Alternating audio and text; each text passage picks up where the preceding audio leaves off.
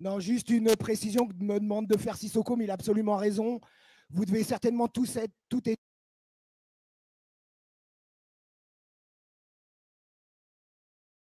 Il faut avoir en tête que ceux qui se sont fait arrêter, c'est que ceux qui sont sortis en groupe. C'est-à-dire que c'est de la vraie intimidation, pas simplement sur le fait qu'ils étaient sans papier, pas simplement le fait qu'ils étaient africains, déjà c'est quand on fait le sommet France-Afrique normalement, mais sur le fait que ce qu'ils visaient, c'était ceux qui étaient organisés, c'est-à-dire ceux qui venaient pour manifester. Ils n'ont pas chopé ceux qui descendaient du train individuellement, etc. Ceci dit, donc il y en a un qui est sorti très rapidement du commissariat, il y en a 5 qui sont sortis avec OQTF et IRTF. Pour ceux qui ne savent pas ce que ça veut dire obligation de quitter le territoire français, et ce qui se double de plus en plus fréquemment par des interdictions, et ça c'est encore plus grave, des interdictions de retour sur le territoire français. C'est-à-dire quand les gens sont expulsés, après ils ne peuvent plus rentrer sur le territoire. Donc ces camarades-là sont sortis et il y a des dossiers qui sont faits, des recours, on espère bien, parce qu'y compris, il y avait eu des contacts avec aussi bien le ministère de l'Intérieur, la préfecture de Paris, la préfecture de l'Hérault, sans jamais que soit indiqué qu'il y aurait le moindre problème pour participer à des événements qui par ailleurs étaient déclarés et donc étaient légaux. Donc on espère bien que ça permettra de faire lever les OQTF et les IRTF. Et plus grave, donc il y a 2 camarades qui ont été envoyés en centre de rétention, donc c'est en instance d'expulsion. Ils passent devant le JLD lundi, c'est à Nîmes. Donc, on a contacté les réseaux locaux pour qu'ils se mobilisent lundi. Il y a des avocats qui sont sur le coup. Donc, on fera passer les informations. Mais tout ça, vous imaginez bien, comme les bus, ça coûte cher. Donc, si jamais vous pouvez faire des dons, etc., je ne sais pas s'il y a une caisse qui est prévue là pour ceux qui voudraient faire en liquide. Ce serait bien de le faire. Sinon, ça peut être fait à la Carmagnole. Ou bien, il y a une cagnotte qui a été faite. Il suffit d'aller sur le blog de Mediapart de la Marche des Solidarités. Il y a une cagnotte qui a été lancée aussi pour financer les cars, le car qui est arrivé de Paris ce matin et les billets de train des camarades qui sont venus en train pour participer au contre-sommet. Donc, n'hésitez pas à aider et à faire circuler. Merci.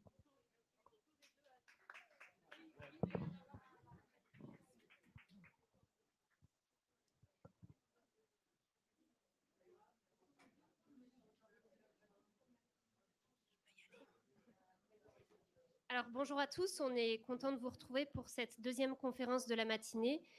J'ai juste un petit message à faire passer, c'est qu'on vous demande de porter le masque dans la salle, en fait. Voilà, c'est pour maintenir l'ouverture du lieu aussi, et puis c'est important. C'est une conférence qui est proposée par l'association Survie. Donc l'association Survie, c'est l'association qui a fait connaître le concept de France-Afrique et qui milite depuis des années pour dénoncer les relations entre la France et ses anciennes colonies notamment. Donc on accueille Raphaël Granvaux, qui est un auteur qui a écrit plusieurs livres sur Areva en Afrique, sur l'armée française en Afrique, et qui effectue un travail de recherche sur la présence militaire en Afrique, particulièrement autour du Sahel et de la guerre contre le terrorisme.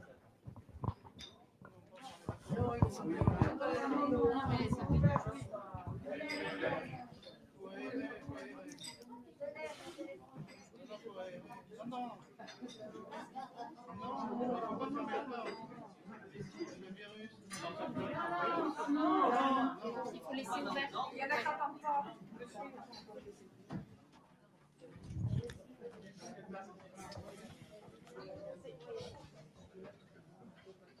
On y va ? Bien, allons-y. D'abord en introduction, préciser que je vais tricher un petit peu parce que l'intitulé de la conférence qui était annoncée, c'était la présence militaire française en Afrique. Et je vais recentrer un tout petit peu pour parler simplement de la guerre contre le terrorisme, entre guillemets, menée par la France en Afrique, et donc essentiellement de la question de la présence militaire française au Sahel. Ce qui n'empêche pas qu'après, dans le débat, bien entendu, on peut élargir à nouveau sur des questions plus historiques ou sur une dimension géographique plus large. Donc, sur cette question, je vais partir des déclarations qu'Emmanuel Macron a faites en juin dernier. Il a provoqué la surprise lorsqu'il a annoncé le 10 juin, je le cite, « une transformation profonde de notre présence militaire au Sahel ». Un changement de modèle qui impliquera le passage à un nouveau cadre, c'est-à-dire la fin de l'opération Barkhane en tant qu'opération extérieure. Alors cette déclaration a alimenté un certain nombre de contresens. Certains y ont vu le départ définitif de l'armée française du Sahel ou d'Afrique. J'y reviendrai un petit peu plus tard. Mais ce qui m'intéresse dans l'immédiat, c'est la manière dont il a justifié cette décision quelques semaines plus tard, un mois plus tard, le 9 juillet, lorsqu'il a expliqué que c'était à la fois pour s'adapter à la dissémination de la menace djihadiste et aux menaces qui pesaient sur l'Afrique de l'Ouest, mais surtout, il déclarait ceci. Pourquoi ce mouvement? Tout d'abord parce que les succès que nous avons enregistrés nous le permettent. Et c'est le premier fait générateur de cette transformation. Et effectivement, quand on regarde la liste des communiqués ou des déclarations officielles depuis presque une dizaine d'années maintenant, le mot de succès est celui qui revient le plus régulièrement pour qualifier l'intervention militaire française, Serval et ensuite Barkhane, au Sahel, dans les 5 pays, les pays dits du G5, donc le Mali, le Tchad, le Burkina, la Mauritanie et le Niger. Alors, pour illustrer ça, quelques petits extraits de déclarations officielles. D'abord, par exemple, des commandants successifs de l'opération Barkhane. Juillet 2016, nous avons empêché la création de ce qu'on appelle un Sahélistan. La situation est stabilisée au Mali. Il y a encore quelques résurgences, mais et c'est contre ces derniers irréductibles que nous luttons. Quelques mois plus tard, octobre 2016, l'ennemi est maintenant résiduel et possède une capacité d'action sporadique qui prouve son incapacité à affronter durablement Barkhane, à contrôler le terrain et à imposer sa volonté. Avril 2017, les terroristes n'ont plus de sanctuaire, ils ne contrôlent plus de zone. Avril 2018, on nous décrit un ennemi aux abois, frappé durement ces derniers mois. Juillet 2018, le IGS, la branche de l'État islamique Grand Sahara, le groupe est totalement désorganisé, près de la rupture, il n'est plus capable de conduire des actions ni au Mali ni au Niger. Mieux, on nous explique alors, enfin on explique plus exactement aux parlementaires, que la sécurité revient dans de nombreux secteurs au Mali.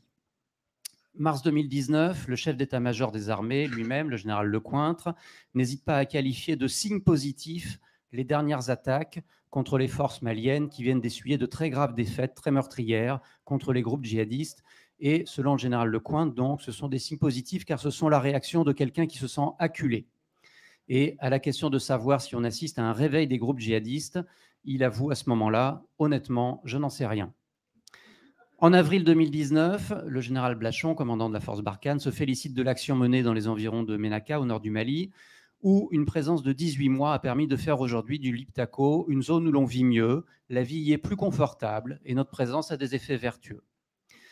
2019-2020, on connaît quand même une légère inflexion de ce discours d'autosatisfaction en raison des conditions qui ne cessent de se dégrader, à l'exception notable quand même de notre ministre des Armées, Mme Parly, qui reste résolument optimiste. Et Macron lui-même, en juin 2020, salue les résultats spectaculaires de l'opération Barkhane.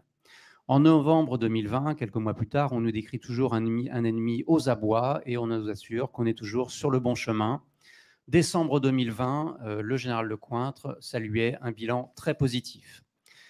Mai 2021, le chef des services secrets français, M. Aimier, assurait que notre action a permis d'affaiblir durablement nos ennemis.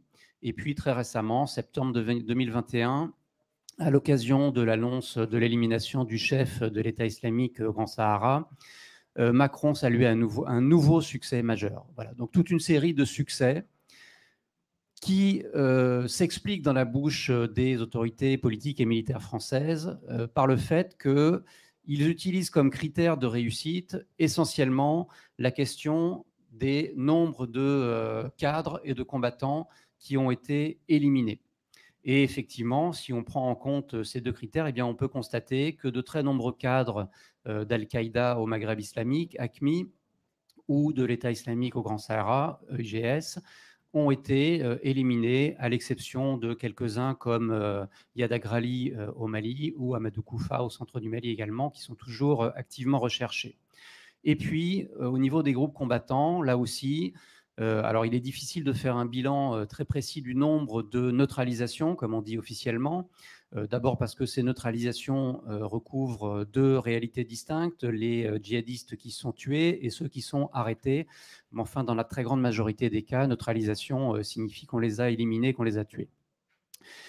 Si on compile malgré tout les déclarations officielles ou officieuses qui sont faites, on arrive à un bilan de plusieurs milliers de djihadistes qui ont été tués depuis le début de l'opération Serval en 2013 et avec une forte intensification depuis 2019 et 2020 avec plus de 1000-1500 djihadistes tués depuis cette période.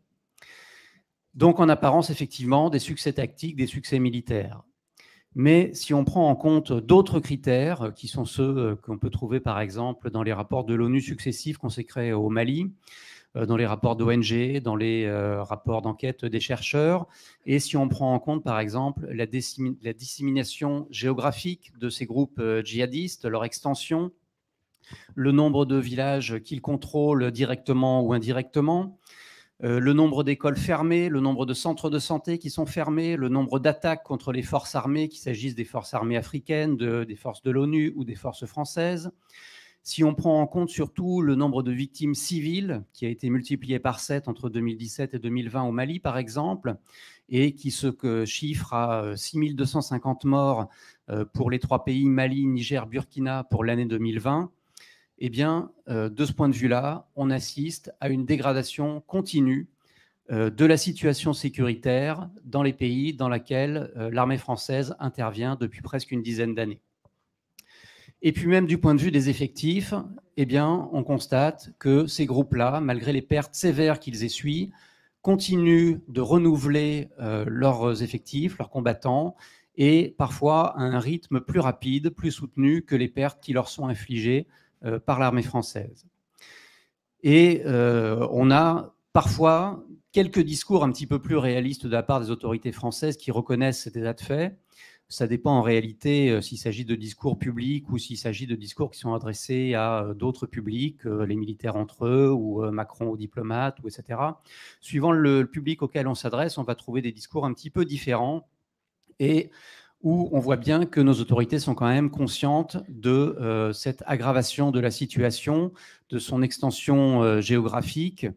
Et Macron lui-même, en juin 2021, dans les déclarations que j'évoquais tout à l'heure, parlait d'un sentiment d'usure et de perdre le fil de pourquoi nous sommes là.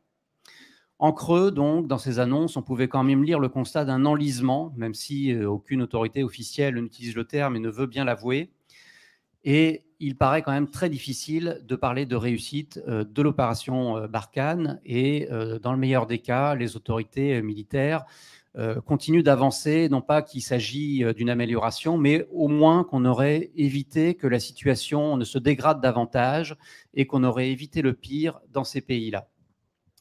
Et quand on s'interroge sur le pourquoi de cette situation, pourquoi cet échec, eh bien, toujours dans les discours officiels, c'est la faute de tout le monde, excepté celle de l'armée française.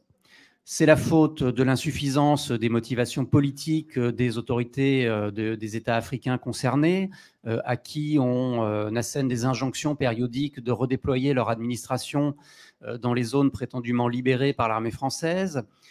C'est la faute de la réticence des autorités maliennes à appliquer un accord de paix avec les indépendantistes touaregs du nord du Mali, qui permettrait, selon les autorités politiques françaises, d'isoler les groupes djihadistes des groupes non djihadistes. C'est la faute de l'insuffisance des armées africaines, avec un discours un petit peu ambivalent, parce que comme on est en même temps en train de les former et que c'est un des critères de la réussite, soi-disant, de l'opération Barkhane, là encore, quand on fait des discours publics, on ne dit pas tout à fait la même chose que quand on cause entre soi. Mais dans les discours les plus réalistes, on reconnaît bien que ces armées sont incapables de faire face aux dangers auxquels elles sont confrontées aujourd'hui. C'est l'insuffisance également souvent mise en avant du mandat de la MINUSMA, l'opération des Nations Unies dans le pays, qui n'aurait pas un mandat suffisamment offensif, ou bien c'est l'insuffisance de l'implication militaire de nos partenaires européens, là aussi avec des discours un petit peu différents selon les périodes et les publics, puisque à la fois on se félicite du fait que la France arrive à entraîner les pays européens, et puis dans d'autres circonstances, on déplore le fait qu'on reste malgré tout relativement seul en première ligne. Et je le disais donc, c'est la faute de tout le monde, sauf de l'opération française. Ce qui est surprenant, c'est que quand on regarde ce qui s'est passé en Irak, ce qui s'est passé en Afghanistan, avec la chute récente de Kaboul, par exemple, eh bien, la question de savoir si le rôle de l'armée américaine a été contre-productif du point de vue des objectifs qu'elle s'était assignés, à savoir éradiquer des groupes qui sont aujourd'hui revenus en force, eh bien, la question de savoir si le rôle de l'armée américaine a été contre-productif ne fait quasiment plus débat. La réponse est oui pour tout le monde. Mais en ce qui concerne l'armée française, eh bien, c'est une sorte de point aveugle du débat politique et de la plupart des analyses, qu'il s'agisse des médias ou d'un certain nombre de chercheurs. Et il me semble quand même qu'au minimum, la question mérite d'être posée. À défaut de répondre catégoriquement, il me semble qu'on pourrait quand même largement s'interroger sur cette question. Et pour ce qui me concerne, c'est ce que je vais développer maintenant, il me semble qu'il y a un certain nombre de phénomènes, de mécanismes qui expliquent pourquoi l'intervention française n'a pas limité les dégâts, comme on veut bien nous le dire, mais qu'elle a contribué à aggraver le problème et à aggraver la situation. D'abord, par le fait que l'intervention française a une forme quasi exclusivement, en dépit des discours qui sont faits sur le développement, sur les impératifs de redéploiement des administrations, etc., elle a en réalité des objectifs et une forme quasi exclusivement militaire et sécuritaire. Alors, je fais une petite digression pour dire qu'il y a d'autres dimensions à la lutte antiterroriste française, qui sont des dimensions politiques, économiques, sur la question du développement, que je n'en parlerai pas ici. Je me contenterai d'aborder les questions exclusivement militaires, même si les autres aspects ont aussi des effets négatifs et des effets pervers. Mais donc, un aspect quasi exclusivement sécuritaire, qui est justifié par la nécessité de combattre, alors là je mets des guillemets, une internationale de la terreur, des filiales de Daesh et d'Al-Qaïda, et où le président de la République nous explique que les combattants qui sont tués au Mali, au Niger ou au Burkina sont les mêmes que ceux qui ont mené des attentats en France, au Bataclan ou ailleurs, et qu'il faut donc tuer le plus de djihadistes possible afin de les empêcher de nuire dans leur pays ou sur notre territoire. Et cette rhétorique du djihad global est effectivement portée par les cadres de ces mouvements. On retrouve la même rhétorique, effectivement, contre l'Occident, contre un certain nombre de choses. Et elle masque une réalité qui a été mise en évidence maintenant par un certain nombre de chercheurs, d'universitaires, d'ONG, et qui nous montre que derrière cette rhétorique du djihad global, eh bien, on a en réalité affaire à des groupes et à des sous-groupes dont l'agenda politique est très intrinsèquement lié, articulé à des questions locales, parfois micro-locales, dans les endroits où ils interviennent. Et cette question-là est complètement masquée par ce discours sécuritaire et du djihad global. Et évidemment, si on apporte un diagnostic erroné sur les groupes que l'on prétend combattre, eh bien, il y a de fortes chances que la réponse soit inadéquate également. Et en particulier, la question du terreau sur lequel progressent ces groupes djihadistes, eh bien, reste très largement un impensé. Alors, je relativise un tout petit peu parce que c'est un aspect qui commence un petit peu à être pris en compte dans les discours politiques ou dans les rapports officiels, notamment un rapport qu'il y a eu sur l'opération Barkhane il y a quelques mois par les parlementaires, et qui pose un petit peu cette question, mais qui pour l'instant reste sans conséquences pratiques et sans effet sur les politiques qui sont menées. Donc cette question du terreau, de qu'est-ce qui rend possible le développement de ces groupes, et là encore, les rapports des chercheurs sont très éclairants, et au-delà de la diversité des situations locales, ce qu'ils montrent de manière tout à fait claire, c'est qu'il y a toujours derrière une question de sentiment d'injustice, de demande de protection, parfois même contre les forces des États concernés, de discrédit de ces États qui n'interviennent plus ou qui interviennent mal dans les zones où les groupes djihadistes se développent, et que ces groupes djihadistes parviennent à supplanter, à prendre la place, à répondre aux besoins des populations là où l'État ne le fait plus. Et ce qui fait qu'un certain nombre de chercheurs préfèrent parler de mouvements insurrectionnels pour décrire ce qui se passe, plutôt que de groupes terroristes avec cette étiquette qui souvent ne veut pas dire grand-chose, puisque ça désigne un moyen d'action plus qu'une idéologie ou une finalité politique. Et puis, il y a d'autres aspects encore qui viennent compliquer la chose. Le fait que la présence militaire française, par exemple, dispense les autorités politiques de ces pays justement de régler les problèmes qui permettraient d'assécher le terreau sur lequel ces groupes djihadistes prospèrent. On est dans une logique purement sécuritaire qui ne change rien à ce terreau, qui permet aux groupes de se développer et qui dispense les États de répondre aux questions politiques et sociales qui sont les réels problèmes de fond.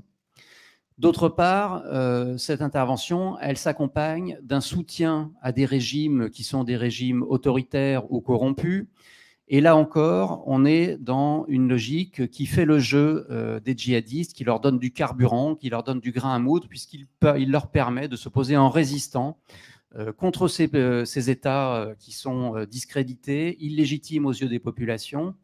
Alors, pour citer quelques exemples pris uniquement dans le G5, ça commence avec le soutien français au coup d'État en Mauritanie en 2008 au nom de la guerre contre le terrorisme. Ça se poursuit avec le soutien au dictateur Blaise Compaoré au Burkina Faso jusqu'à son renversement par une insurrection populaire. Et à cette époque-là, même le chef d'état-major du Burkina Faso, le général Dendéré, qui tentera ensuite un coup d'État pour rétablir l'ancien régime, eh bien, est jugé comme le meilleur acteur de la lutte antiterroriste dans le pays et dans la région.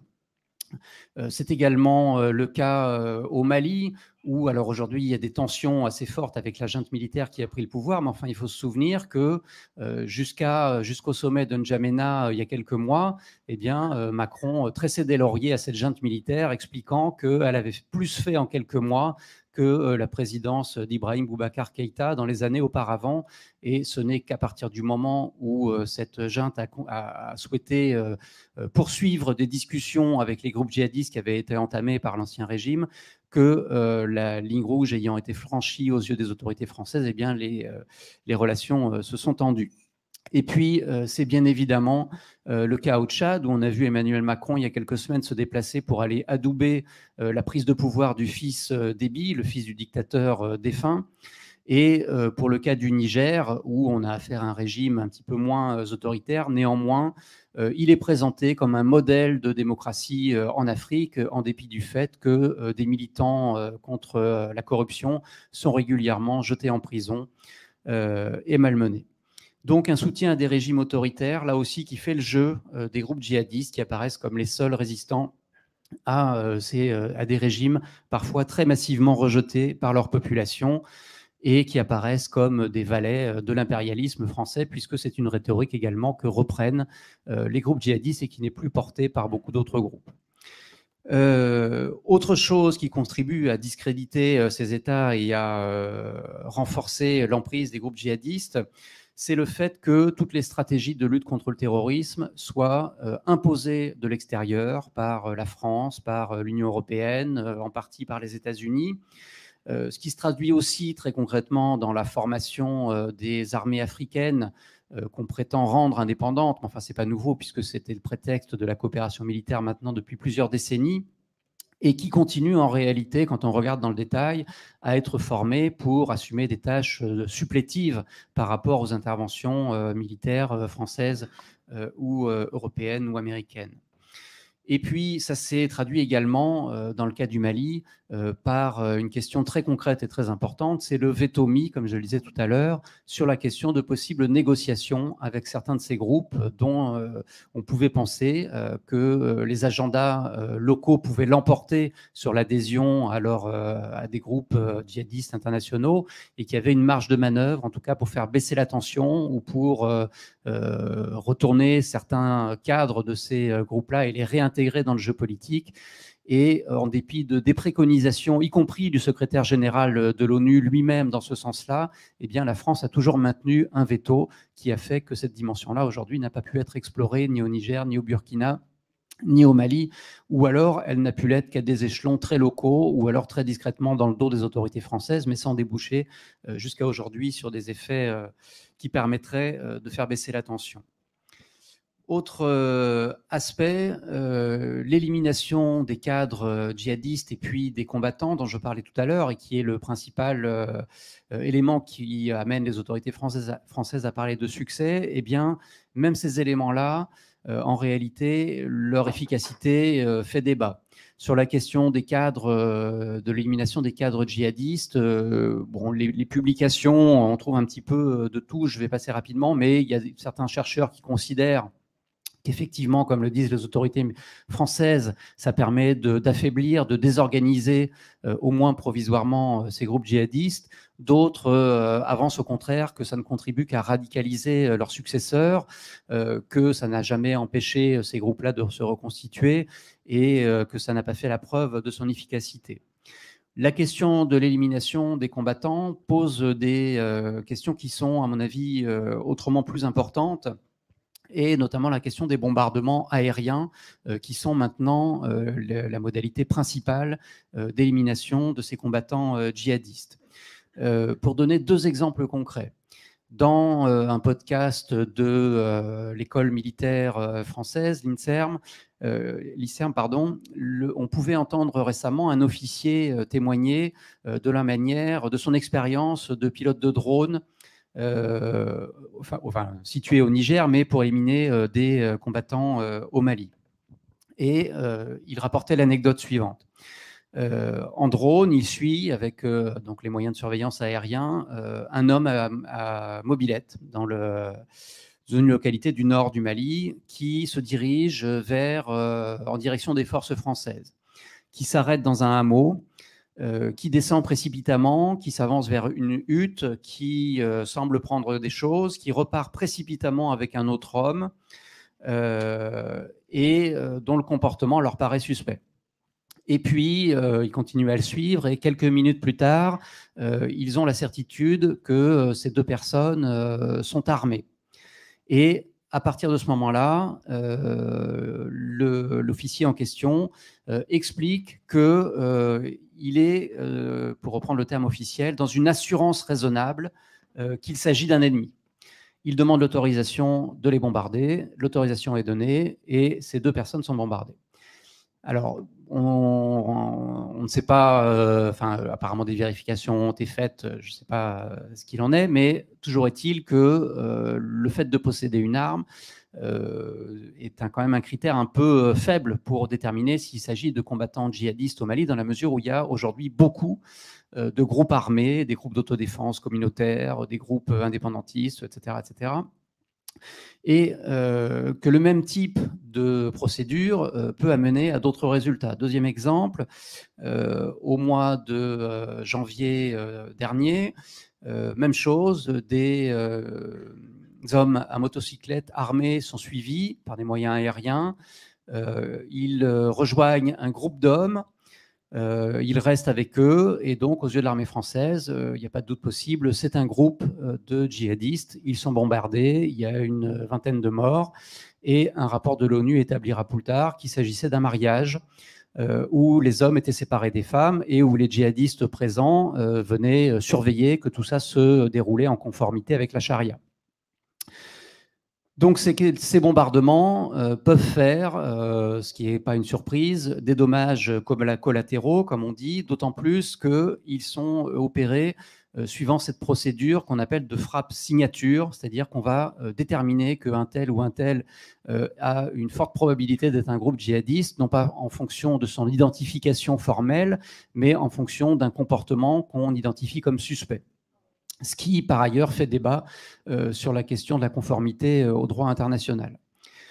Alors, je précise quand même qu'au regard des bombardements qui ont pu avoir eu lieu en Irak ou au Syrie de la part des coalitions internationales, les dommages collatéraux semblent quand même être en nombre infiniment plus réduit, mais enfin, ils n'en produisent pas très certainement des effets très négatifs du point de vue de la perception des populations qui y sont confrontées. D'autre part, on peut se poser aussi la question de qui sont les djihadistes qui sont bombardés.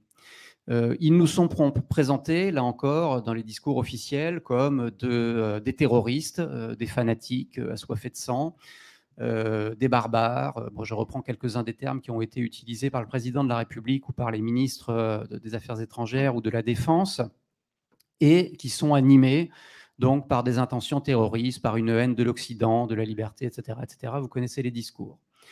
Et là encore, ce n'est pas du tout ce que racontent les rapports d'enquête des chercheurs, des ONG, et toutes les enquêtes qui existent sur les motivations pour lesquelles des jeunes Maliens, Burkinabés ou Nigériens vont intégrer des groupes djihadistes.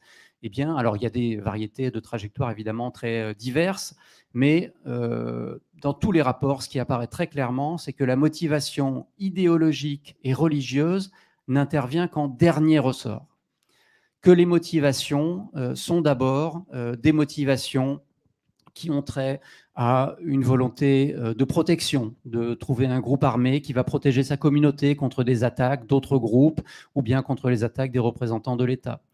La volonté parfois de se venger par rapport à des attaques qui ont eu lieu, la volonté d'acquérir un prestige social par l'accès aux armes qui sont procurées, la volonté de régler des différends entre populations de tel groupe communautaire ou de tel groupe socio-économique, éleveurs, etc. Et les djihadistes réussissent à attirer ces combattants-là sur ces motivations-là, parfois aussi en remplaçant l'État dans ses fonctions régaliennes, de justice, de protection des populations, etc. Et non pas prioritairement sur les questions idéologiques ou religieuses. Ce qui ne veut pas dire, bien évidemment, que dans un second temps, une fois ayant rejoint ces groupes djihadistes, eh bien, ces combattants ne pourront pas être embrigadés et partager les motivations religieuses de leur chef. Mais en tout cas, ce que montrent les enquêtes, c'est que ces combattants ne rejoignent pas ces groupes sur la base d'abord d'une identification ou d'une motivation idéologique et religieuse, fanatique, anti-occidentale, etc. Et donc les bombarder comme des terroristes, comme co-responsables de ceux qui ont commis des attentats en France, eh bien là aussi, on peut imaginer l'effet que ça peut produire sur leurs proches, leurs voisins, leurs familles, etc. On peut imaginer, mettez-vous à la place d'une famille malienne qui a un cousin, un frère, un oncle, qui rejoint ces groupes djihadistes dont peut-être vous désapprouvez le choix, mais qui va se retrouver bombardé par des avions étrangers. Eh bien, peut-être vous serez amené à condamner ces bombardements et à voir d'un mauvais œil l'intervention étrangère sur ce territoire et ces procédures un petit peu expéditives. Et parfois, peut-être, eh bien, ça peut expliquer pourquoi les groupes djihadistes continuent à recruter plus rapidement que les pertes qu'ils infligent à ces combattants-là dans cette mesure. D'autre part, cette intervention militaire française, elle s'est accompagnée de la réactivation d'un certain nombre de théories, en particulier les théories contre-insurrectionnelles, héritées des conflits coloniaux et néocoloniaux, avec un petit détour par l'Irak et l'Afghanistan où les États-Unis les avaient remises à l'honneur également, et donc les militaires français, dans leur sillage, se sont sentis complètement décomplexés et ont remis à l'honneur ces théories expliquant qu'il faut gagner le cœur et les esprits des populations, avec, alors versant positif, entre guillemets, un certain nombre de mesures accompagnant le déploiement des opérations militaires qu'on appelle les actions civilo-militaires, où on va essayer de mener des projets de développement, de rendre service, entre guillemets, à certaines populations, à mener, à reconstruire des puits, à rénover des écoles, à rendre des services médicaux, etc., pour faire bien accepter la présence des soldats français. Même si, là encore, ça n'est pas sans effet négatif, les humanitaires se plaignant d'une certaine confusion avec le rôle qu'ils ou elles jouent de leur côté, et puis un certain nombre de chercheurs pointant le fait que même ces interventions-là, en réalité, ne font que discréditer encore plus les États dans les pays où ça s'exerce, puisque c'est des fonctions que ces États-là devraient accomplir, et le fait que ce soit l'armée française qui les prenne en charge, eh bien, montre par contraste l'incurie de ces États et renforce leur discrédit, dont j'ai dit qu'il était vraiment un des carburants très puissants du recrutement dans les groupes djihadistes. Et puis, le versant plus noir, plus négatif de ces théories contre-insurrectionnelles, eh bien, c'est que, comme il s'agit de débusquer un ennemi qui se cache dans les populations, que rien ne distingue entre les périodes de combat des populations civiles, eh bien, il s'agit de débusquer un ennemi intérieur, et donc l'armée française se comporte également comme une force de police, à l'occasion des périodes de nomadisation et de ratissage. On passe dans les villages, on fouille les huttes, les maisons, on éventre les matelas pour vérifier s'il n'y a pas des armes qui sont cachées, on confisque les téléphones portables pour surveiller s'il n'y a pas du contenu litigieux à l'intérieur, on confisque les motos puisque c'est les moyens de déplacement privilégiés des djihadistes. On fait des prélèvements d'ADN pour se constituer une base de données qui pourra servir à repérer le djihadiste, etc., etc. Et là encore, on peut imaginer l'effet que peut produire sur les populations, même pas forcément sympathisantes au départ des groupes djihadistes, ces pratiques humiliantes de la part d'une armée étrangère qui se conduit comme si elle était chez elle sur le territoire qu'elle occupe.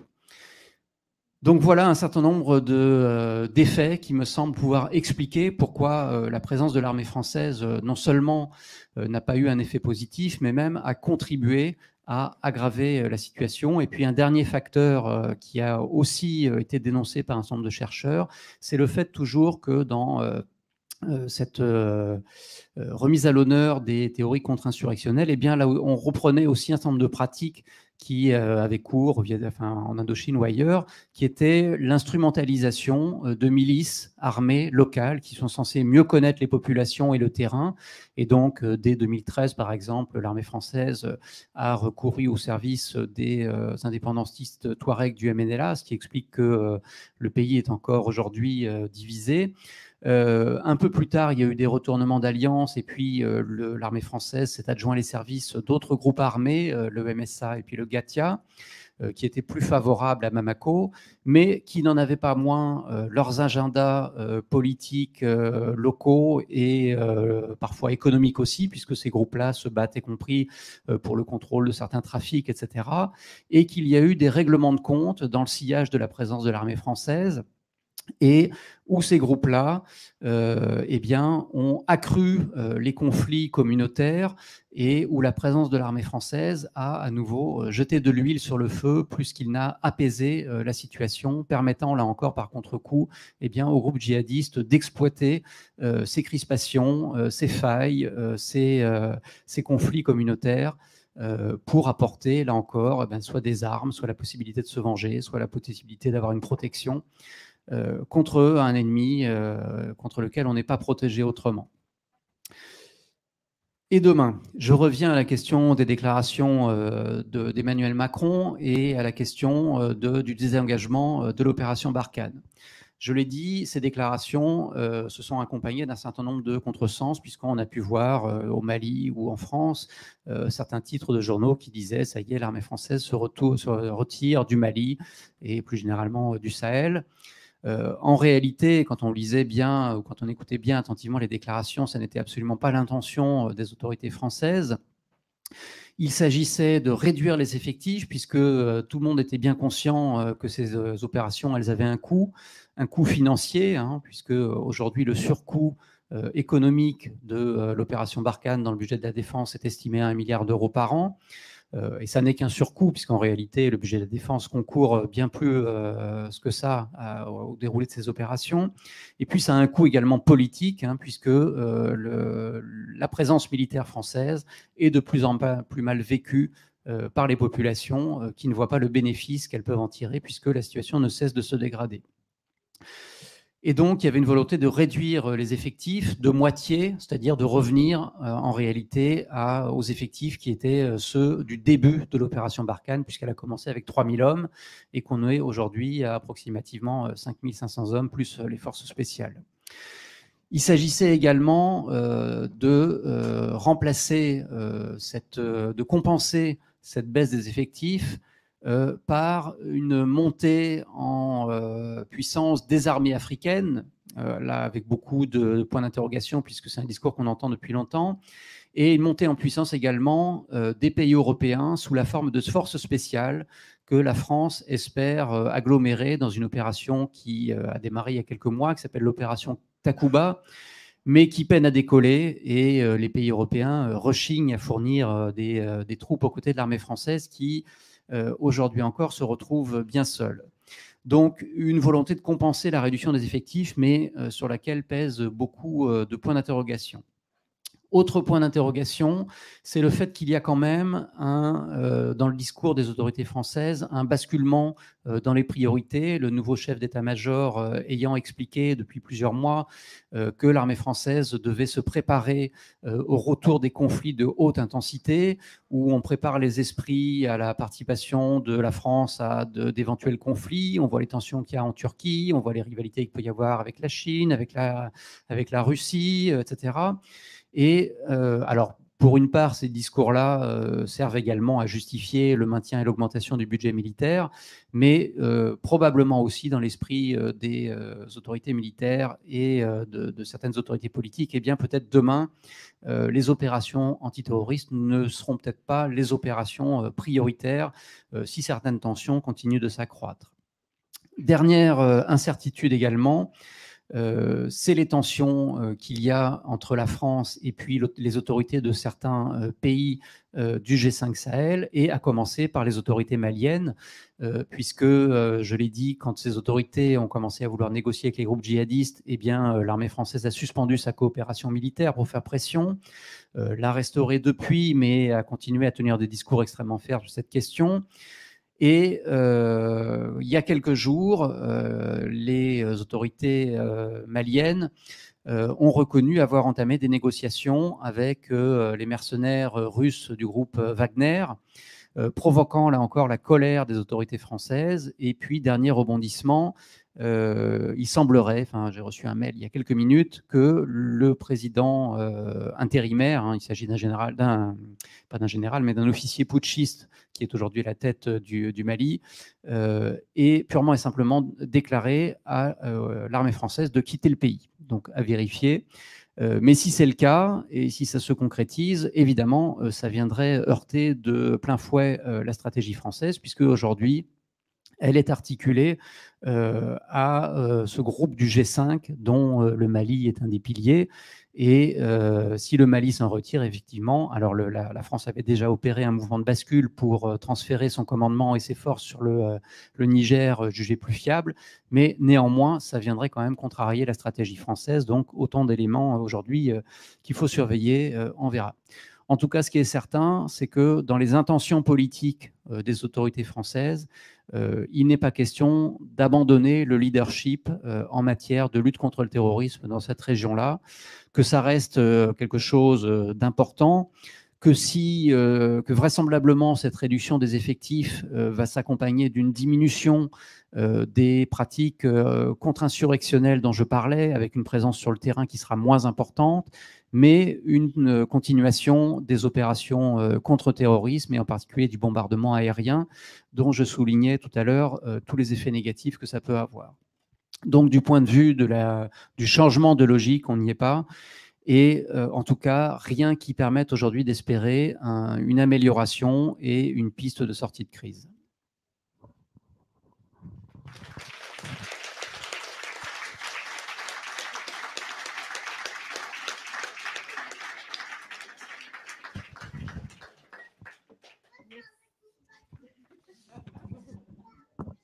Merci beaucoup. On va prendre quelques questions s'il y a des personnes qui souhaitent poser des questions. Est-ce qu'il y a un deuxième micro? Celui-ci fonctionne aussi? Oui. Je vais prendre celui-ci, sinon...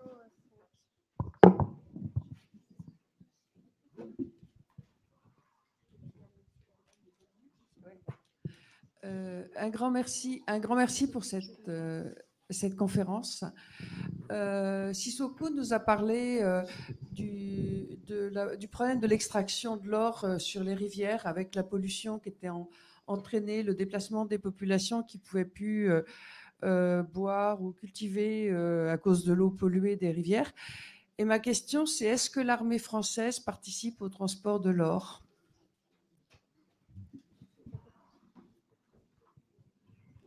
Pardon. Merci. Donc, merci beaucoup pour votre conférence. C'est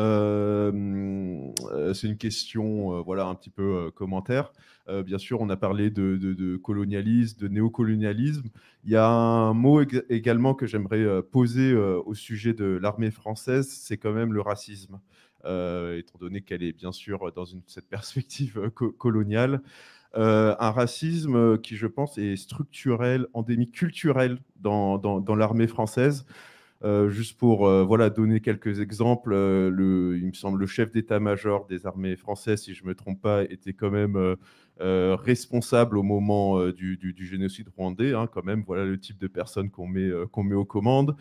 J'avais rencontré à l'époque où la France avait mitraillé les manifestants ivoiriens sur le pont Houphouët-Boigny. J'avais rencontré un militaire en charge à ce moment-là que j'avais un peu invectivé, qui s'était quand même permis de me répondre devant une salle comble que je n'étais pas présent sur le terrain. Moi, Ivoirien, je n'étais pas présent sur le terrain au moment où l'armée française a mitraillé les manifestants désarmés.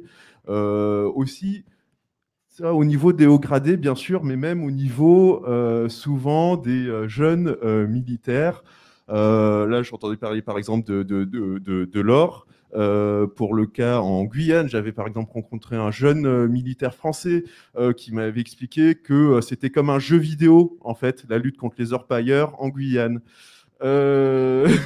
Donc c'est vraiment en fait, cette culture du racisme qui imprègne l'armée française, qui me fait dire, je pèse mes mots, qu'on a affaire à une armée en fait génocidaire, tout simplement. Ça a été plus ou moins quand même bien montré dans les enquêtes, le livre Cameroun, qui explique ce qui s'est passé avec les révolutions, notamment auprès de la population bamiliké, l'usage des gaz de type, des napalm quand même, bien avant les Américains d'ailleurs, hein.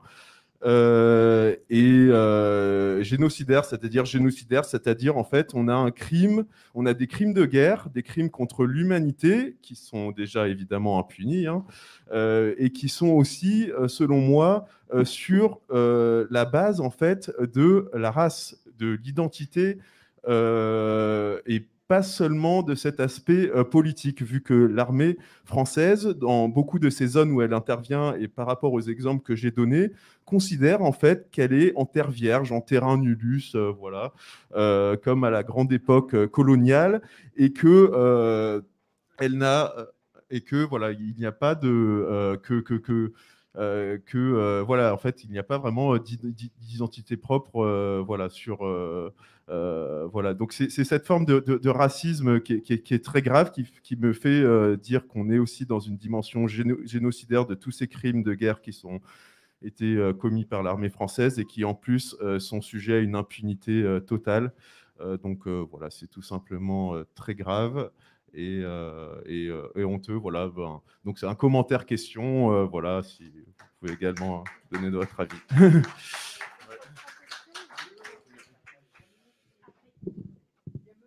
Il y a quelqu'un ici. Ouais, il y a une question ici d'abord. Non, il y a une question ici d'abord. Allez-y. Oui. Bon. Moi, je voulais simplement, enfin, ce que je dis va rebondir un peu sur ce que vous dites. Mais tout à l'heure, la conférence est très bien, mais on a parlé de stratégie, donc de considération stratégique. Il faut aussi peut-être parler de considération éthique.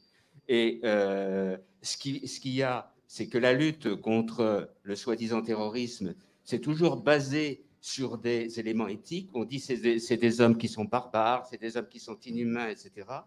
Et les moyens qu'on choisit pour lutter contre eux sont pires. Parce qu'il n'y a pas plus lâche que l'assassinat par drone. Celui qui tue par drone, il est dans son bureau, il suit, comme vous l'avez très bien dit justement, c'est comme un jeu vidéo. Et on tue les gens, et on les tue atrocement. C'est des bombes, ils sont brûlés vifs. Et on ne parle pas des gens qui sont blessés à côté, qui vont peut-être souffrir dans des conditions atroces. Donc, ces crimes dont on parle sont des crimes construits, décidés et aussi horribles, sinon pires, que les attentats avec qui ils sont mis en rapport d'ailleurs d'une façon fallacieuse, vous l'avez dit tout à l'heure, et donc ils sont encore pires, ils sont plus condamnables. Et tous les Français sont ainsi responsables, parce que c'est l'armée française, c'est pas quand il y a un attentat terroriste, tous les musulmans ne sont pas responsables de cet attentat, ça serait stupide. Mais là, nous, Français, nous sommes responsables de chaque attaque de drone, de chaque bombardement qui se situe au Mali, au Niger, au Tchad, dans toute cette région du Sahel. Donc je pense qu'il faut poser cette question éthique et savoir si c'est efficace ou pas efficace, c'est un second lieu. D'abord, c'est horrible, c'est inhumain, c'est condamnable. Hein, ça fait partie des crimes de guerre. Voilà. Je te laisse répondre. Je prends d'autres questions ou tu veux d'autres questions?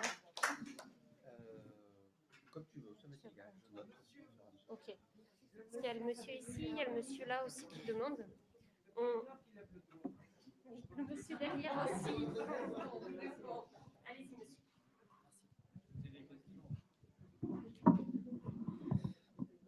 Merci. Je remercie pour cette intervention de qualité.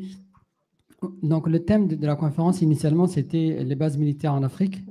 Et là, nous avons plutôt parlé de la région du Sahel. Du coup, je vais profiter de l'occasion pour compléter des bases militaires en Afrique sur un pays en particulier, qui est un pays très particulier, justement sur le thème des bases militaires en Afrique, qui est Djibouti. Donc, Djibouti, c'est un pays pas connu en France, sauf pour les militaires qui ont fait leur service militaire là-bas, peut-être.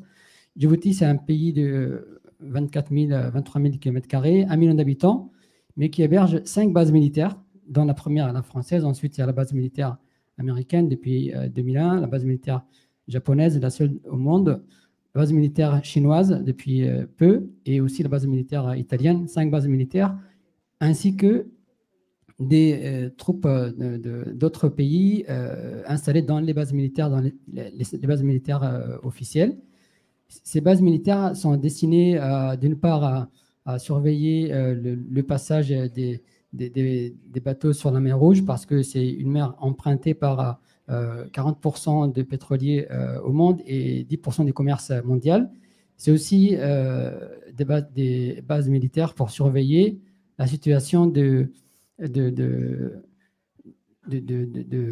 pirates somaliens sur les bateaux qui passent par la mer Rouge et qui sont donc l'objet d'une surveillance par l'opération Atalante mise en place par l'Union européenne. Mais aussi, ces bases militaires servent à héberger des drones qui vont directement bombarder des présumés islamistes au Yémen voisin, enfin au Yémen en face, à la Somalie voisine ou même au Soudan. Ils servent aussi à ça, ces bases militaires. Ils rapportent à peu près 10 à 15% du produit intérieur brut dans le budget de l'État.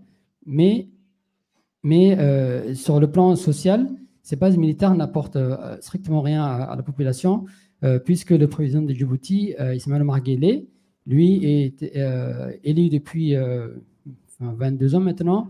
Il a fait modifier la Constitution pour un 5e mandat, donc c'est un record en Afrique.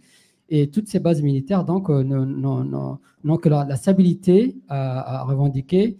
Jamais ils ne peuvent intervenir ou ne souhaitent certainement intervenir pour qu'il y ait un minimum de démocratie, de liberté, de partage de leur rente militaire vers la population. Rien de tout cela. Djibouti est aussi le seul port d'accès à la mer pour l'Éthiopie. L'Éthiopie, donc, pour ceux qui ne la connaissent pas, c'est un grand pays de 110 millions d'habitants. Juste après le Nigeria, c'est le plus peuplé en Afrique. Et tout ce grand pays n'a pas accès à la mer. Djibouti est son port pour l'import-export. Donc ça aussi, c'est une des raisons qui font que toutes ces bases militaires qui sont intéressées par le marché éthiopien et le marché africain après l'Éthiopie sont installées à Djibouti. Mais pourquoi, en revanche, toutes ces bases militaires n'ont aucun intérêt à apporter un soutien à la population de Djibouti, puisque nous avons un taux de pauvreté extraordinaire de 40%. Nous avons donc les mêmes partis politiques qui dirigent le pays depuis 22 ans. Et nous avons aussi l'interdiction des partis politiques, des syndicats, les ligues de droits de l'homme qui veulent exercer leur activité normalement, perdent leur statut légal, deviennent illégales, ils ne peuvent pas exercer. Alors, sont remplacés par des formations choisies par le gouvernement de Djibouti. Voilà, c'était un exemple, un cas d'espèce où 5 grosses bases militaires internationales à Djibouti soutiennent leur stabilité, leur paix, entre guillemets, mais rien pour la démocratie, pour la population de Djibouti. Donc, les bases militaires à Djibouti sont comme cela. Voilà, je suis content de vous entendre écouter. Merci. Merci. C'est vrai que le sujet de la présence militaire française est très vaste et du coup, ça a été recentré sur la guerre contre le terrorisme. Je te laisse la parole et après, je vous prends. Alors, sur la première question concernant le transport de l'or éventuel par des troupes françaises, à ma connaissance, non.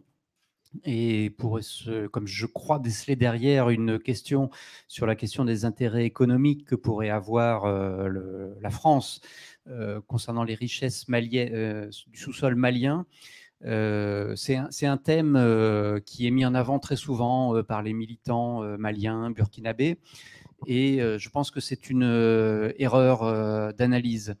Il y a des intérêts économiques qui, à mon avis, qui ont présidé à la volonté française de déclencher l'opération Serval en 2013, mais je ne pense pas du tout que c'était la volonté de faire main basse sur l'or, le pétrole ou l'uranium du Mali. Pour avoir un petit peu creusé la question, rien n'indique que des entreprises françaises auraient été intéressées. La seule qui aurait pu l'être, c'était Total, qui opérait sur un champ contigu en Mauritanie, qui s'est révélé assez décevant. Et c'est une entreprise italienne, Eni, qui était coactionnaire du champ côté malien avec la Sonatrach, l'entreprise algérienne, et qui a finalement laissé tomber parce que ça ne semblait pas très prometteur.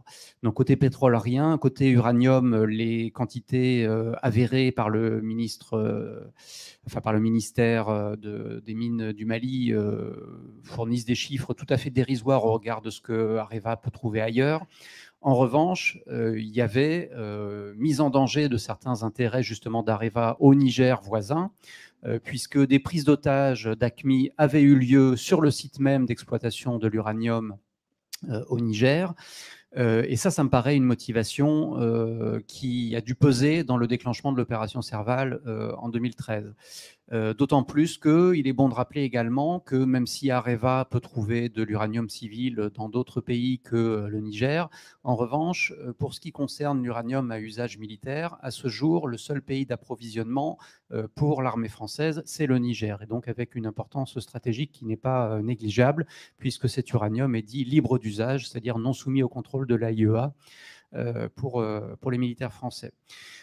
Par ailleurs, s'il y a d'autres intérêts économiques qui ont pu peser dans le déclenchement de ces opérations, je pense aussi qu'il y a la question des prises d'otages à répétition qui se multipliaient. Bon, d'une part parce que la France devait payer des rançons qui commençaient à coûter cher, mais également parce que ces prises d'otages, eh bien, le cas du Niger montrait qu'elles pouvaient s'effectuer assez loin des bases où étaient implantés originellement les groupes djihadistes, et que de fait elles menaçaient les intérêts économiques de la France, y compris dans des pays voisins, peut-être même jusqu'en Afrique de l'Ouest, et que ça, pour le coup, ça n'était pas tolérable pour les autorités politiques et militaires françaises.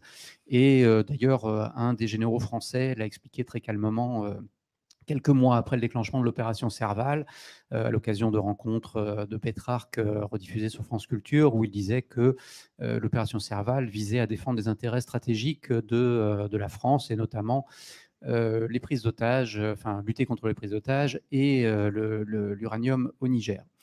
Voilà, donc il y a très souvent des intérêts économiques qui permettent d'expliquer les motivations militaires, mais elles ne sont pas toujours immédiatement, directement corrélées au pays dans lequel la France intervient. C'est le cas par exemple aussi des interventions militaires françaises au Tchad. Ce n'est pas forcément parce qu'il y a des richesses sous le sol tchadien que la France convoite. Mais il peut y avoir des enjeux régionaux, en revanche, qui économiquement justifient ces interventions. Et avec toujours cette idée dans je ne sais pas s'il faut dire l'inconscient, mais en tout cas dans les analyses qui sous-tendent les analyses françaises d'une espèce de théorie des dominos qui veut que si les intérêts français sont malmenés dans un pays, eh bien ça risque d'avoir des conséquences en chaîne sur les pays voisins et que donc on raisonne en termes d'influence sur une zone plutôt que sur un seul pays quand il s'agit d'intervenir militairement. Sur la question du racisme de l'armée française, oui, on peut qu'approuver. Les faits divers sont légion, en France ou en Afrique d'ailleurs, et les témoignages, y compris jusqu'au sommet de la hiérarchie. Il faut rappeler que quand même beaucoup d'officiers sont les héritiers des troupes coloniales françaises, des troupes de marine, et qui continuent à véhiculer un certain nombre de valeurs très proches de l'extrême droite et des idées coloniales. Et petite anecdote, vous avez peut-être vu que à l'occasion du coup d'État qui a eu lieu récemment en Guinée, où un colonel qui sortait de la Légion française a pris pouvoir en Guinée, eh bien, Jeune Afrique et puis Le Monde ont rapporté cette anecdote, c'est que quand il avait été amené à présenter un travail de recherche à l'école de guerre française, il avait dénoncé devant ses homologues français le racisme justement des coopérants, des officiers quand ils débarquent dans un pays et puis qu'ils se croient tout permis et qu'ils émettent toujours des jugements qui rabaissent et qui maintiennent dans une position d'infériorité ceux qui sont censés être leurs homologues et leurs alliés sur un certain nombre de théâtres d'intervention.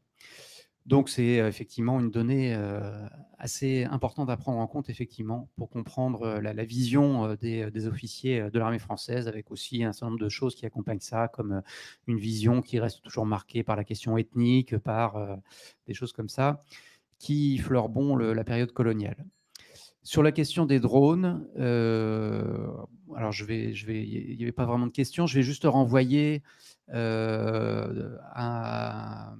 un livre que je suis en train de lire et que je recommande, de Mathias Delory, qui est chercheur au CNRS, et qui s'appelle « Que vaut une vie ? Théorie de la violence libérale », et qui pointe d'abord un fait, c'est-à-dire que depuis qu'elles ont commencé, après 2001, après le 11 septembre, les guerres contre-terroristes menées par l'axe européen-américain ont fait beaucoup plus de victimes civiles dans les pays dans lesquels elles sont intervenues que les attentats terroristes dans les pays occidentaux. Et puis, il pointait également ce fait qui contredit un petit peu ce que vous dites d'un point de vue juridique, pas d'un point de vue éthique, mais d'un point de vue juridique, c'est-à-dire que les dommages collatéraux ne sont pas illégaux. D'après le droit humanitaire, ils sont légaux s'ils sont proportionnés aux objectifs militaires que l'on poursuit.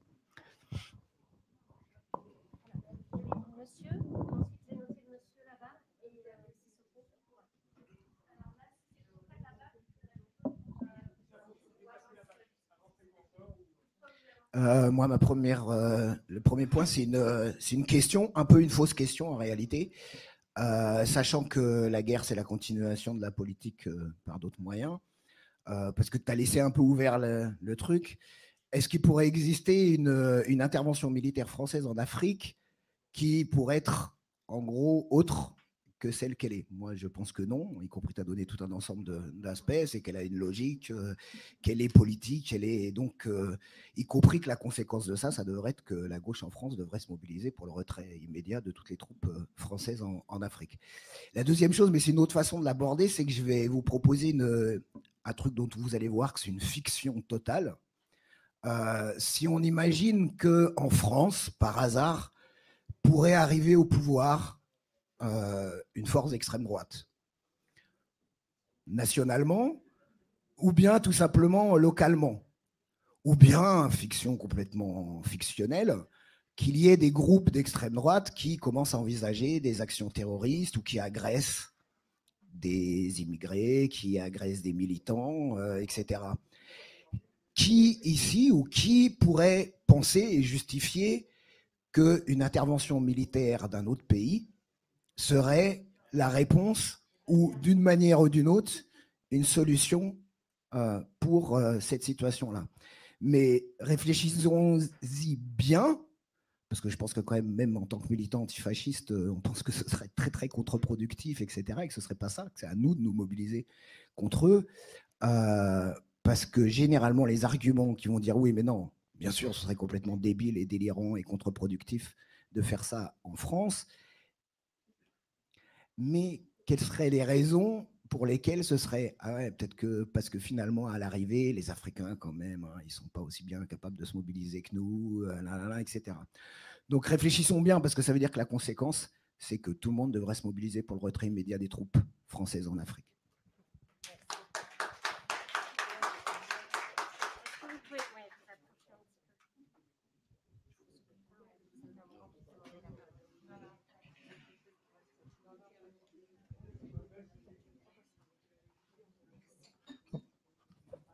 Bonjour, moi c'est Silla de la Marche des Solidarités. En fait, moi je voulais faire une petite narration sur l'intervention française au Mali, de l'armée française au Mali. À son arrivée en 2012, nous, la population, on était très contents que l'armée soit intervenue pour que le pays soit libéré. À son arrivée, il y avait trois grandes raisons qui étaient prises par les djihadistes. On a combattu ensemble, l'armée, c'est-à-dire l'armée malienne et l'armée française ont combattu ensemble pour libérer une première raison qui est Gao. Ils ont libéré ensemble une deuxième raison qui est Tombouctou. Arrivé à Kidal, l'armée française a interdit à l'armée malienne depuis 2012 jusqu'à nos jours d'y accès à leur territoire qui est Kidal. Donc, un fonctionnaire malien ou un pouvoir malien ne peut que se déplacer s'il demande la permission à l'armée française, soit l'armée française donne son aval, ils ont laissé entrer l'ONU à Kidal. Donc, c'est au Mali, ils ont interdit le territoire malien aux Maliens. Donc, c'est ça que la population n'arrive pas à comprendre. Sinon, au début, tout le monde était pour l'intervention militaire. Mais maintenant qu'on voit, les années passent, on interdit le Malien à y accès à un territoire malien. Et de ce fait-là, ça sème une grande révolte à la population. Donc, moi, à mon avis, leurs interventions, quand ils partent dans un pays, il faut coopérer avec les militaires qui sont sur place. Donc, il ne faut pas aller s'imposer son système, sa manière de faire et ne pas considérer son État, un État indépendant comme un État libre. C'est ce que moi je voulais dire.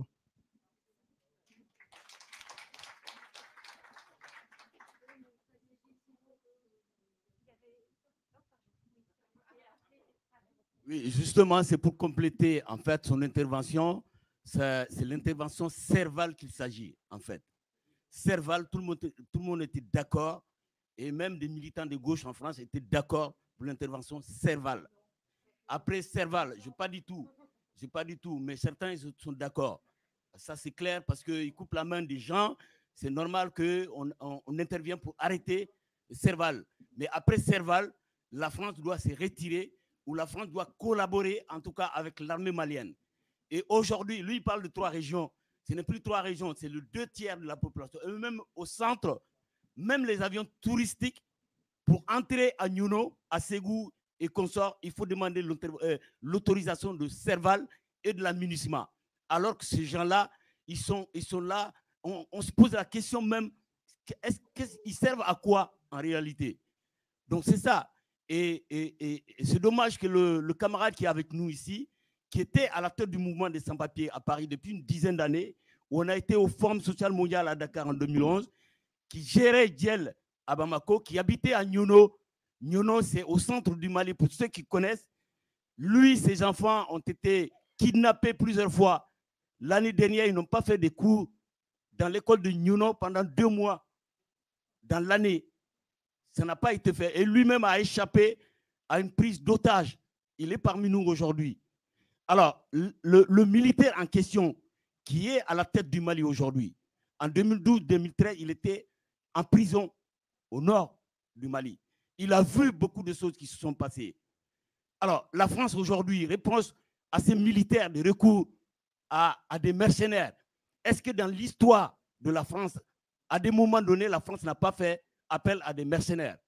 Moi, ma question, c'est ça. Parce que, pour donner un seul exemple, les 171 mercenaires suisses qui ont été tués devant le château, c'est la France qui les a fait venir pour surveiller le château. OK? Donc, quand on est en difficulté, que ce soit un pays, que ce soit une personne, il faut chercher à se défendre, il faut chercher à se protéger. Donc, aujourd'hui, ma question, c'est de savoir, c'est Macron seul qui est en train de dire que le Mali fait appel à des mercenaires. Il n'y a pas de réponse en face. Personne ne dit rien. Personne ne lui fait rappeler que l'histoire de la France a fait appel à des mercenaires. Je terminerai sur la question de l'or. En fait, ce n'est pas la France, il a raison. C'est les Chinois aujourd'hui qui sont en train de polluer l'Afrique. Aujourd'hui, la région la plus migrante, hein, c'est le bassin du fleuve Sénégal. Les gens qui sont là, ils peuvent me le confirmer ou me contredire. Et le seul rivière qui arrose cette bassin du fleuve Sénégal, c'est la Falémé et le fleuve Sénégal. Aujourd'hui, il est en train d'être pollué, des fois même dévié par des bâches chinois qui raclent au fond de la Falémé avec toutes sortes de produits, du nitrate, de l'arsenic et de l'uranium, enfin, du mercure. Ils sont en train de polluer.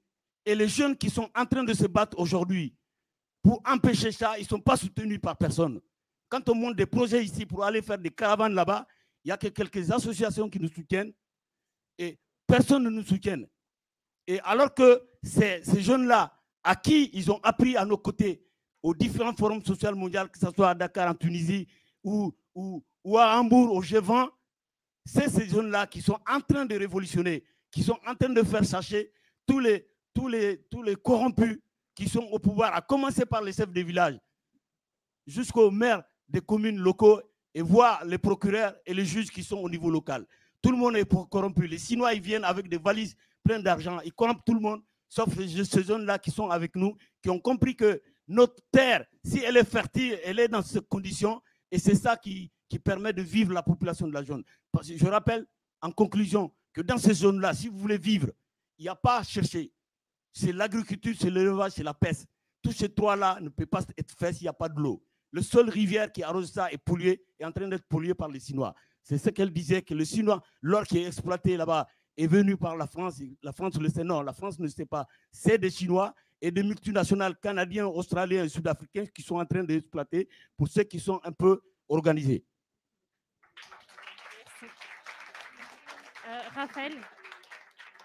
Raphaël va répondre aux questions qui se regroupent un petit peu, puis on vous donne la parole après. Oui, alors tout ça tournait autour de la question est-ce qu'il peut y avoir de bonnes interventions militaires françaises? Et c'est une question très intéressante. Et on peut quand même remarquer déjà que c'est la grille d'analyse principale des médias français à chaque intervention militaire française. C'est-à-dire que quand la France va aller soutenir un peu trop visiblement un dictateur, on va dire que c'est une mauvaise intervention militaire, mais quand la France va aller pour des motivations soi-disant humanitaires, s'interposer dans un conflit, ou bien sauver ses ressortissants, ou bien sauver des populations, on va dire que c'est une bonne intervention militaire. Personnellement, je pense que ce n'est pas une bonne façon d'appréhender les choses, mais que souvent on s'en rend compte qu'a posteriori. Je prends deux exemples. En Côte d'Ivoire, en 2002, on nous a, dans toute la presse quasiment, a dit c'est une bonne intervention militaire française. On nous disait si la France n'intervient pas, il va y avoir un nouveau Rwanda. Le conflit entre la rébellion qui s'opposait au président Gbagbo va dégénérer en conflit qui va faire des centaines de milliers de morts, etc., etc. Et puis, il a fallu plusieurs mois, quelques années, pour qu'on se rende compte qu'il y avait une dramatisation excessive, que l'intervention militaire française avait en réalité servi le pourrissement de la situation, le pays ayant connu ensuite une scission de presque 10 ans, qu'au terme de ces 10 ans d'intervention, rien n'était réglé et que ça a redégénéré en guerre civile et qu'il a fallu finalement une nouvelle intervention militaire française pour passer à la tête du pays le président Alassane Ouattara et éliminer le président Gbagbo. Autre exemple, la question du Mali, comme ça a été rappelé par quelques personnes tout à l'heure, lorsque la France intervient avec l'opération Serval. Cette opération est saluée comme une bonne opération militaire et saluée, y compris au Mali, hein, par les populations qui vivaient sous le joug des djihadistes et qui sont libérées, et on peut les comprendre, évidemment. Alors, il me semble qu'il y a deux choses différentes. D'une part, c'est est-ce qu'une opération militaire française qu'elle va déclencher, y compris pour ses intérêts propres, parce qu'à mon avis, c'est toujours le cas, peut quand même, d'un certain point de vue, servir objectivement les intérêts de la population. Ça, c'est une chose qu'on peut discuter et qui peut se discuter pour le cas du Mali, du nord du Mali à cette époque-là. L'autre point, c'est est-ce que l'intervention militaire française est réellement déclenchée par des motivations humanitaires, généreuses, d'altruisme, etc. Ça, pour moi, très clairement, ça n'existe pas. On peut prendre toutes les interventions militaires françaises, on peut les analyser dans le détail, je l'ai fait quand même pour un certain nombre d'entre elles, ça n'existe pas. Et y compris pour la question du Mali. Alors effectivement, il y avait des mutilations dans le nord du Mali, mais ça n'empêche pas la France de vendre quantité d'armes à l'Arabie saoudite, qui pratique aussi les mutilations. Ça ne gêne personne. Hein. Et on a une idéologie qui n'est pas très différente, mais dans un cas de figure, on va vendre tout ce qu'on peut comme arme, et dans l'autre cas de figure, on va intervenir. Donc pour moi, très clairement, si la politique africaine de la France était dictée par des considérations humanistes, etc., on n'aurait pas tous ces scandales de soutien à des dictateurs, de collusion de l'armée française dans des cas de crimes de guerre ou de crimes contre l'humanité que j'ai également essayé de documenter.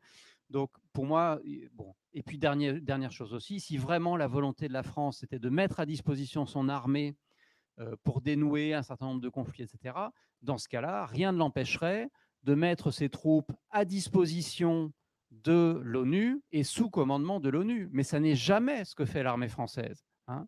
Dans toutes les interventions que l'on voit, que ce soit au Mali, en Côte d'Ivoire ou ailleurs, et y compris quand ces interventions sont accompagnées d'une opération militaire de l'ONU, comme c'était le cas que j'ai cité, la chaîne de commandement et la responsabilité des troupes françaises restent exclusivement aux autorités françaises. Et il n'est pas question de placer ça sous un quelconque commandement de l'ONU.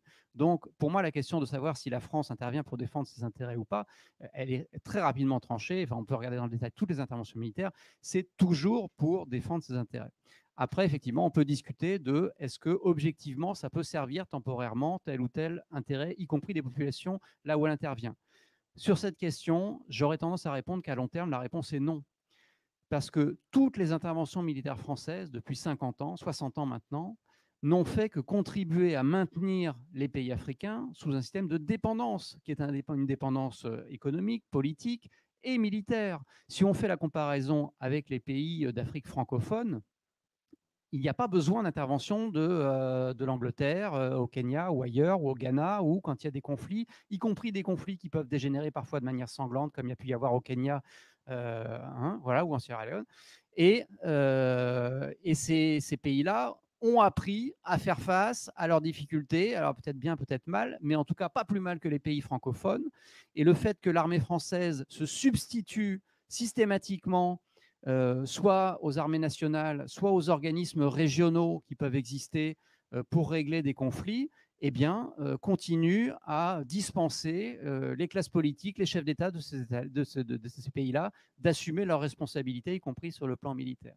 Donc, pour moi, les interventions militaires, à long terme, elles ne contribuent qu'à maintenir cet état de dépendance. Et je ne vois pas d'exemple en plus où elle ait permis de régler les problèmes de fond qui avait justifié l'intervention militaire française. Et le cas du Mali, encore une fois, est un cas exemplaire, même si la population malienne a, dans un premier temps, soutenu cette intervention, comme ça a été dit. Dès qu'on a commencé à voir les arrière-pensées de l'armée française, lorsque elle a remis en scène le MNLA au nord du Mali pour l'aider à rechercher les otages français, alors que le MNLA était quand même à l'origine en partie de la crise malienne, puisqu'il s'était allié avec les djihadistes pour faire sécession au nord du pays, eh bien, l'armée française a perdu le soutien d'une grande partie de la population. Et on a vu qu'en réalité, les questions humanitaires pesaient de peu aujourd'hui, pour ne pas dire pas du tout, dans les préoccupations de l'armée française.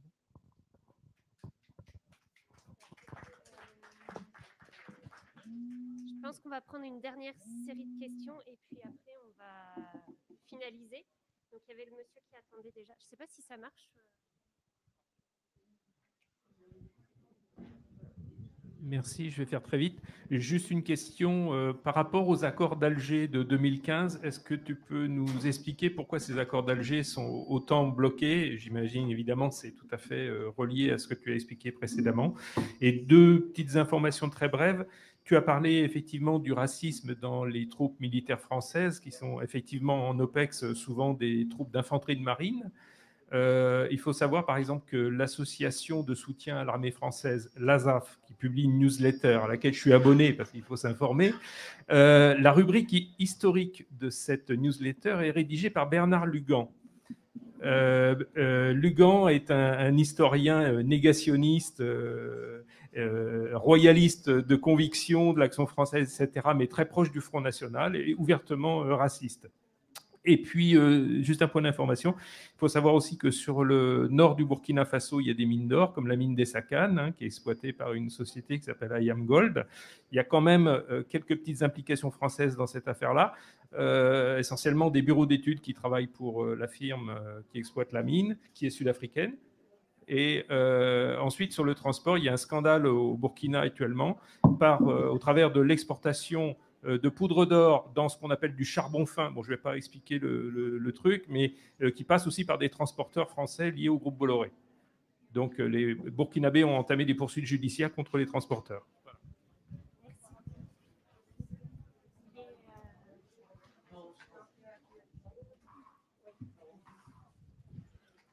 Bonjour. Bon, moi, je voulais renforcer quelques informations en fonction de ce que je viens d'entendre. Effectivement, affaire Serval au Mali.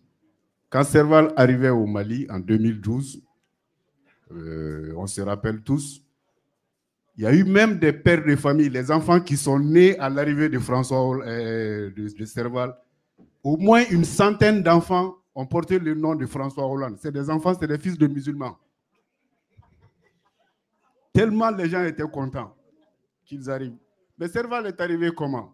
Le président malien, à l'époque, a expliqué, et il y a des images, que lui, il a signé des papiers, des accords d'intervention de l'armée française par l'air, et que l'armée malienne va s'occuper d'intervenir au sol. C'est ça qui a été signé. Il est vivant, il l'a dit, il l'a répété plusieurs fois, je l'ai vu dans les interviews, il a signalé ça. Ensuite, qu'est-ce qui a pourri la situation? Ceux qui disent là que le PS n'est pas d'accord avec cette histoire-là. Moi, ici à Paris, j'ai vu Jean-Yves Le Drian, il n'est pas du Front National, il est du PS. On l'a vu ici à l'époque, il était ministre des Affaires étrangères, il a dit à l'Assemblée, quand on l'a harcelé de questions sur la situation stratégique au nord du Mali, il a dit de toute façon, les Touaregs sont nos amis, ici à l'Assemblée.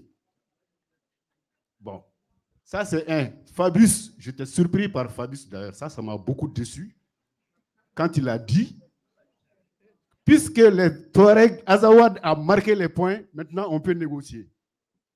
Ça veut dire que la France a choisi son camp. On ne peut pas mettre fin à une guerre comme ça. Nous, on a vu, on voit chaque fois au Mali, en Afrique, les forces qui interviennent dans les guerres civiles en Sierra Leone, au Libéria, ce qu'on appelle les forces d'intervention pour la paix. Ça veut dire qu'on maintient une ligne rouge. C'est des forces étrangères qui se mettent là-bas. Et quand les protagonistes s'affrontent et qu'ils arrivent à ce niveau, ils ne tirent pas. C'est comme ça qu'on met fin à une guerre. Moi, je ne suis pas militaire, je ne suis jamais rentré dans un camp. Mais ce que j'ai lu et entendu avec les officiers, c'est ça. Donc, la manière, la stratégie appliquée par rapport au choix d'un camp par rapport à l'autre, c'est ça qui a pourri la situation. Jusqu'à ce qu'aujourd'hui, le Mali, aujourd'hui, c'est un quart du territoire qui bénéficie de l'autorité de l'État, sinon le reste, personne ne peut maîtriser. Et quand on parle de ça, souvent, les soldats, même le chef du commandement de MINUSMA, c'est un Français. Allez-y le vérifier, c'est un Français. Donc, quand moi j'entends que, bon, il y a eu des accords et que les Nations Unies, MINUSMA doit intervenir au centre. Barkhane n'est pas, la France n'a pas signé d'accord pour intervenir au centre du Mali. D'accord. Mais le nord où ils interviennent là, il ne faut pas qu'ils choisissent un camp. Mon frère l'a dit tout de suite. Quand l'armée malienne arrivait au port de Kidal, ils les ont abandonnés à Tombouctou. Ils les ont dit de ne pas les suivre. Et ce jour-là, un ancien président malien a dit que cette intervention a un coût. Il est mort aujourd'hui. On est en train de voir ce qui est en train de se passer. Il a bien dit ce jour-là. Le fait qu'ils les ont abandonnés à Tombouctou et partir à Kidal, il a dit que cette intervention aura des coûts historiques pour ce pays. Nous, on souffre de ça. Donc, la présence de l'armée française au Mali, même pour l'histoire de mercenaires russes, donc on dit mercenaires, je ne sais pas, entre guillemets, je ne sais pas s'ils sont mercenaires ou pas.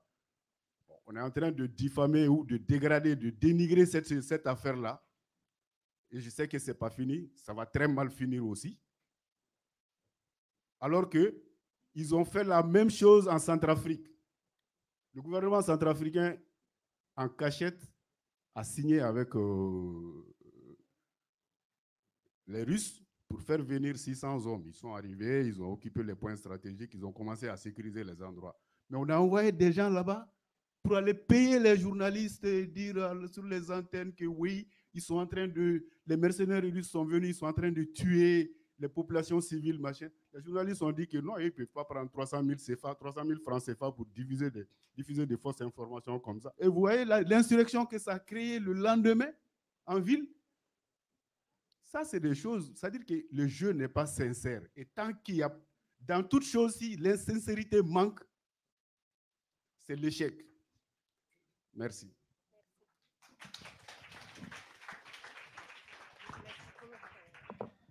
Oui, pour reprendre la dernière question sur les accords d'Alger, bon, ça sera un petit peu des questions militaires. Je ne suis pas forcément spécialiste, mais disons l'interprétation qui accourt quand même assez massivement au Mali, c'est que ces accords d'Alger, qui impliquent une réforme constitutionnelle, donc c'est pas rien au Mali, pour promouvoir des régions qui seraient plus indépendantes du pouvoir central, puisqu'elles auraient à leur tête des gouverneurs élus au suffrage universel, si je ne dis pas de bêtises, est interprété comme une volonté de faire un pas dans le sens d'une sécession officialisée du nord du Mali, ce que les indépendantistes appellent l'Azawad, qui permettrait à des entreprises occidentales, notamment françaises, de faire main basse plus facilement sur les richesses du sous-sol de cette zone.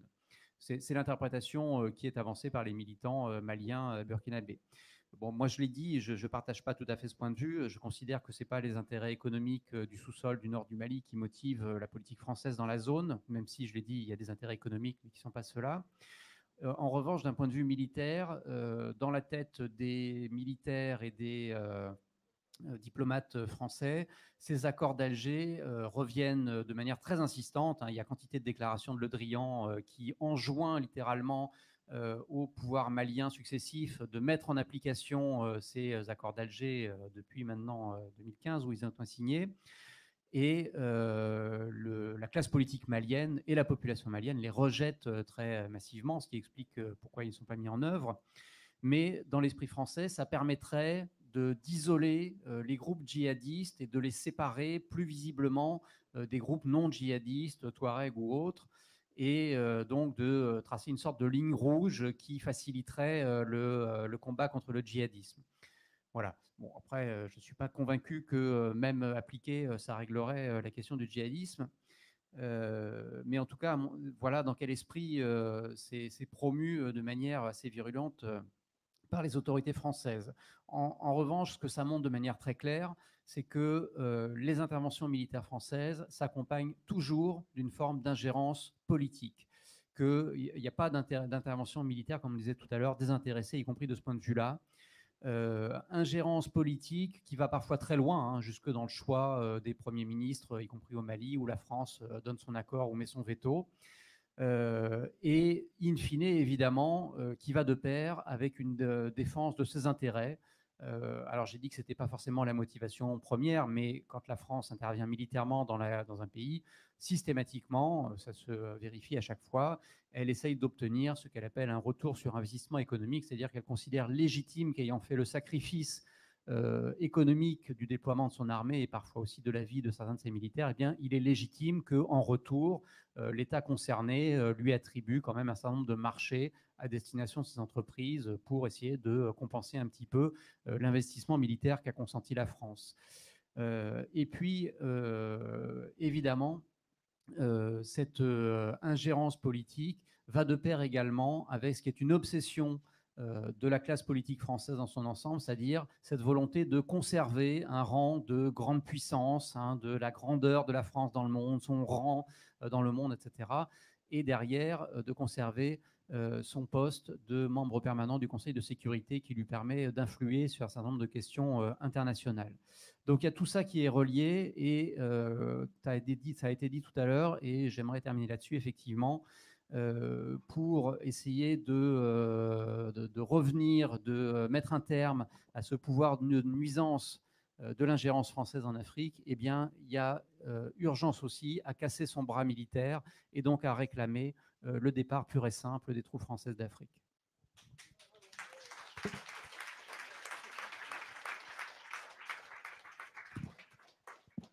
Alors pour terminer, je voulais signaler qu'il y a un livre qui est sorti jeudi qui s'appelle « Un empire qui ne veut pas mourir ». C'est un livre qui retrace l'histoire de la France-Afrique depuis la décolonisation jusqu'à aujourd'hui, dont Raphaël Granvaux est un des contributeurs et Fanny Pigeot qui est intervenue ce matin aussi. Donc il est en librairie actuellement et c'est très complet. Ensuite, ce que je voulais vous dire, c'est que il y a Lorraine qui est là, Lorraine qui est habillée en jaune et qui fait des petites prises vidéo pour témoigner des personnes qui sont venues au contre-sommet sur leur motivation et les enjeux pour lesquels elles sont là. Donc, si vous avez envie de témoigner, vous pouvez vous rendre auprès de Lorraine qui est en jaune. Voilà, et ça sera intéressant parce que ça fera un témoignage vidéo de ce qui s'est passé ces jours-ci. Alors après, je sais qu'il y a Francis et Nathalie qui vont parler pour compléter. Et voilà, je vais passer la parole du coup à...